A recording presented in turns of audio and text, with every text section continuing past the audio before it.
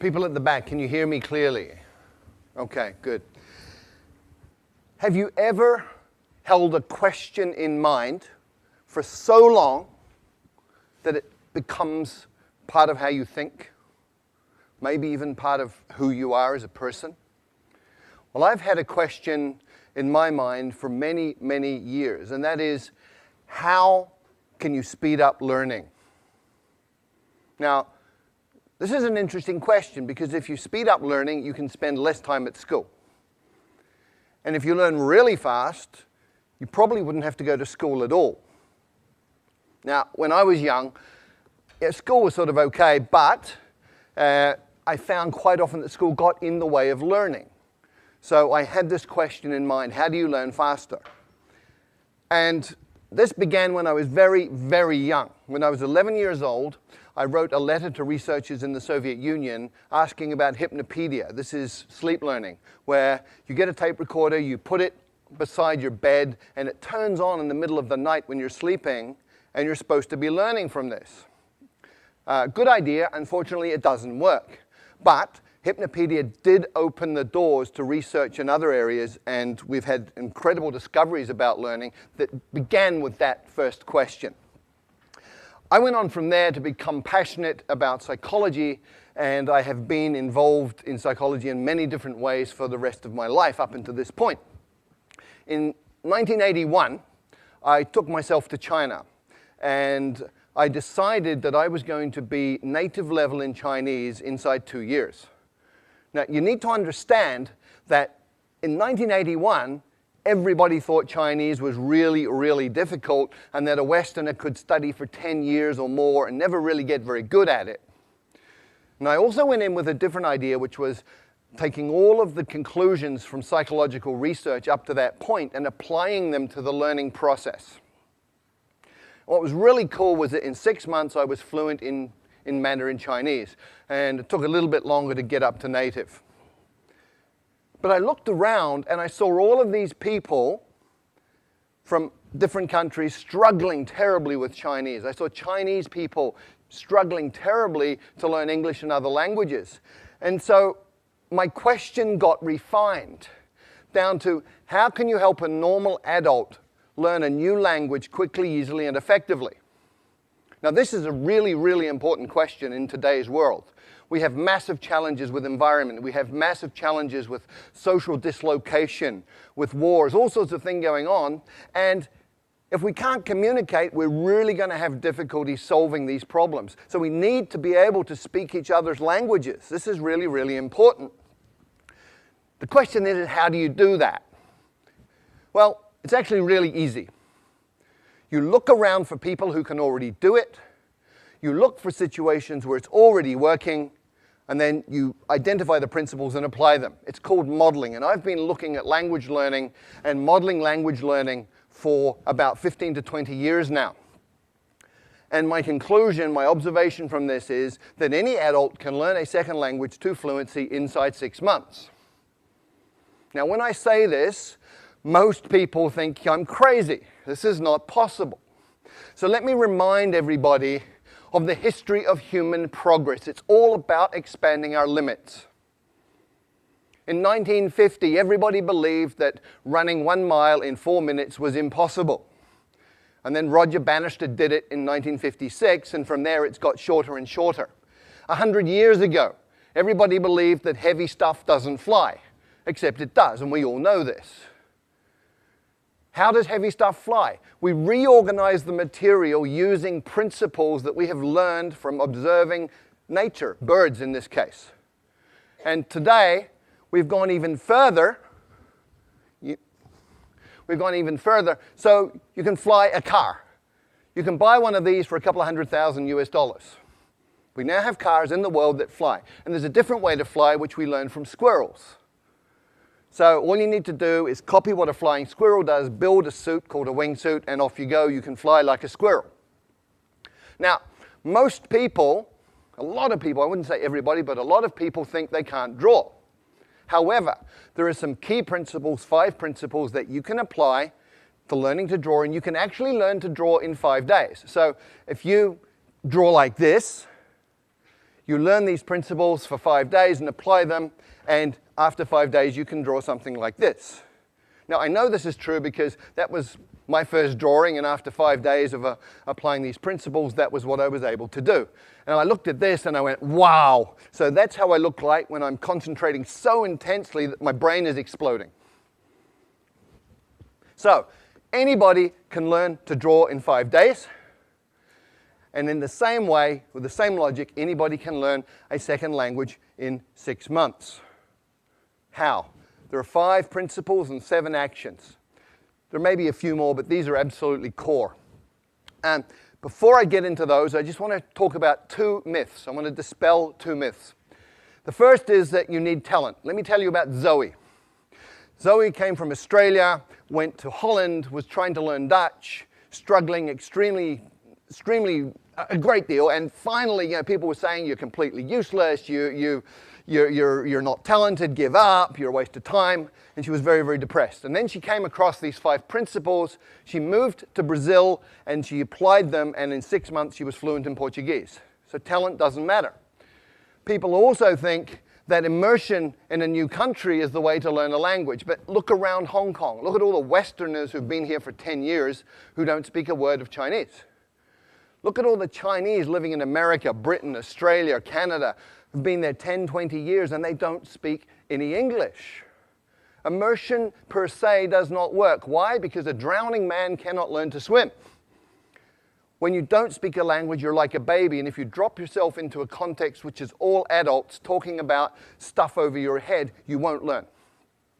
So, what are the 5 principles that you need to pay attention to? First, there are 4 words. Attention, meaning, relevance, and memory. And these interconnect in very, very important ways, especially when you're talking about learning. Come with me on a journey through a forest. You go on a walk through a forest and you see something like this. Little marks on a tree. Maybe you pay attention, maybe you don't. You go another 50 meters and you see this. You should be paying attention. Another 50 meters, if you haven't been paying attention, you see this. And at this point, you're paying attention. And you've just learned that this is important, it's relevant, because it means this, and anything that is related, any information related to your survival is stuff that you're going to pay attention to, and therefore you're going to remember it. If it's related to your own personal goals, then you're going to pay attention to it. If it's relevant, you're going to remember it. So the first rule, first principle for learning a language is focus on language content that is relevant to you, which brings us to tools. We master tools by using tools, and we learn tools the fastest when they're relevant to us. So let me share a story. A keyboard is a tool. Typing Chinese a certain way, there are methods for this, that's a tool. I had a colleague many years ago who went to night school Tuesday night, Thursday night, 2 hours each time, practicing at home. She spent 9 months and she did not learn to type Chinese. And one night we had a crisis. We had 48 hours to deliver a training manual in Chinese. And she got the job. And I can guarantee you, in 48 hours, she learned to type Chinese because it was relevant, it was meaningful, it was important. She was using a tool to create value. So the second principle for learning a language is to use your language as a tool to communicate right from day one, as a kid does. When I first arrived in China, didn't speak a word of Chinese. And on my second week, I got to take a train ride overnight. I spent 8 hours sitting in the dining car talking to one of the guards on the train. He took an interest in me for some reason. And we just chatted all night in Chinese, and he was drawing pictures and making movements with his hands and facial expressions, and piece by piece by piece, I understood more and more. But what was really cool was 2 weeks later, when people were talking Chinese around me, I was understanding some of this, and I hadn't even made any effort to learn that. What had happened, I'd absorbed it that night on the train, which brings us to the third principle. When you first understand the message, then you will acquire the language unconsciously. And this is really, really well documented now. It's something called comprehensible input. There's 20 or 30 years of research on this. Stephen Krashen, a leader in the field, has published all sorts of these different studies. And this is just from one of them. The purple bars show the scores on different tests for language. The green and the purple people were people who had learned by grammar and formal study. The green ones are the ones who learn by comprehensible input. So comprehension works. Comprehension is key. And language learning is not about accumulating lots of knowledge. In many, many ways, it's about physiological training.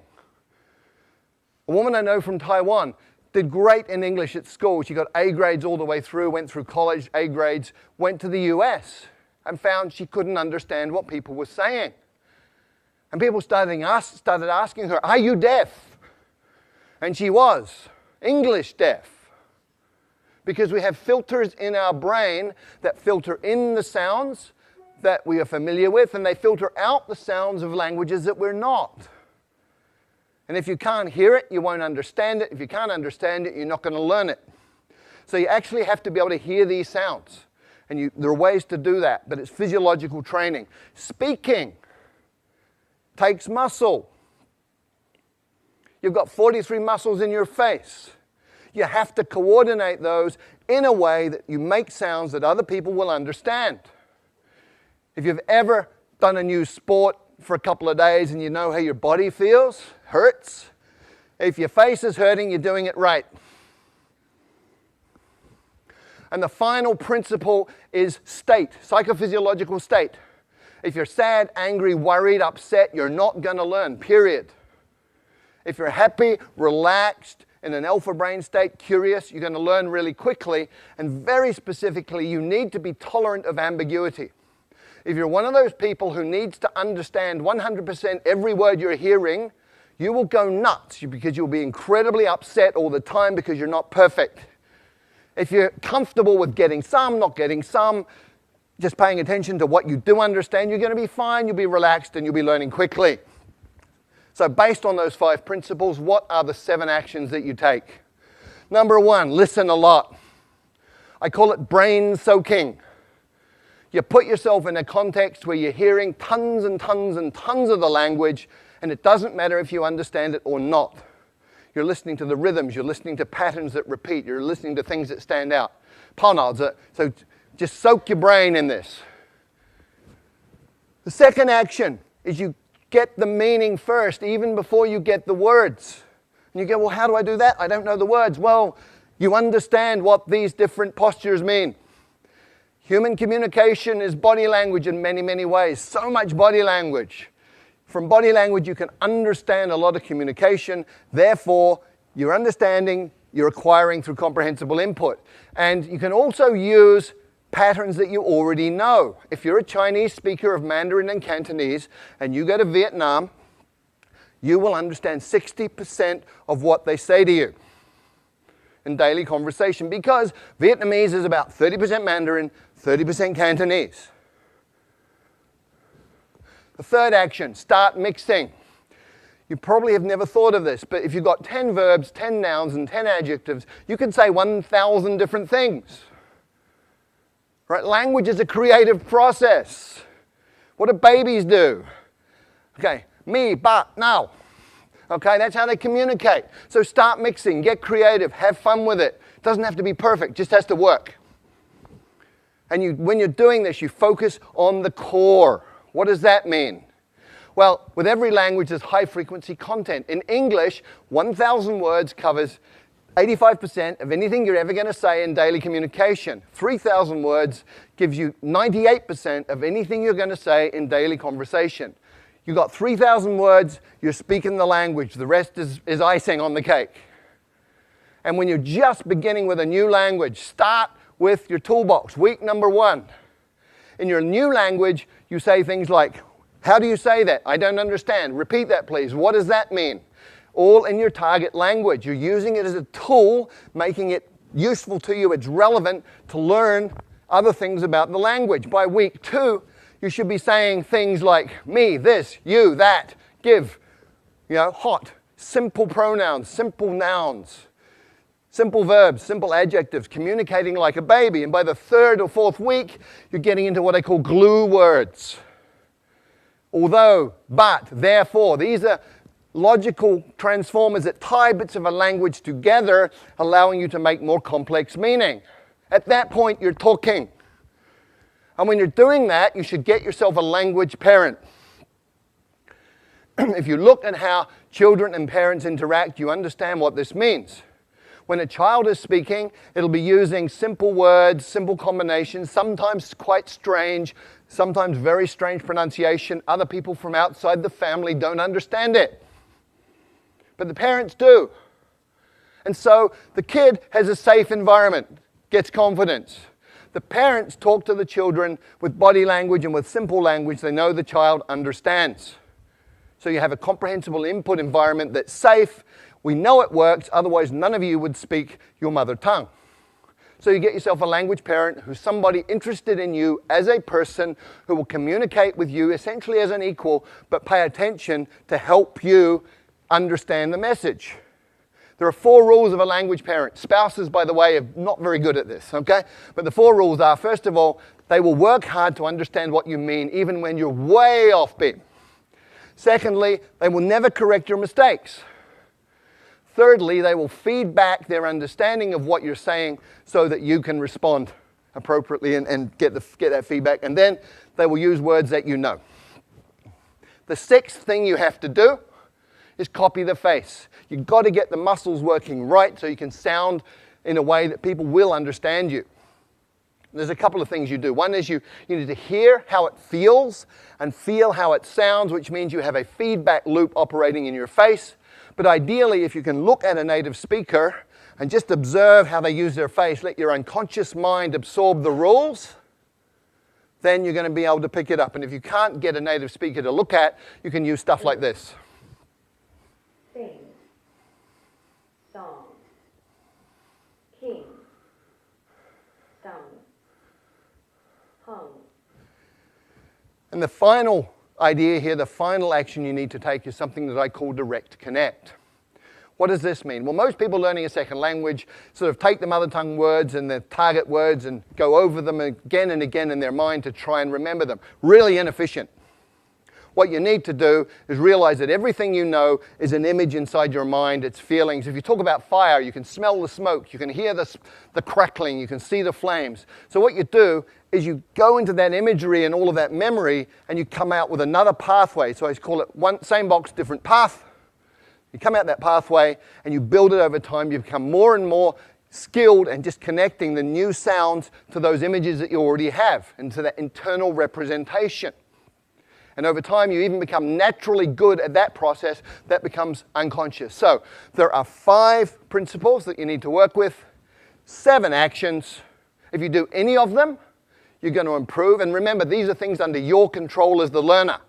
Do them all. You're going to be fluent in the second language in 6 months. Thank you.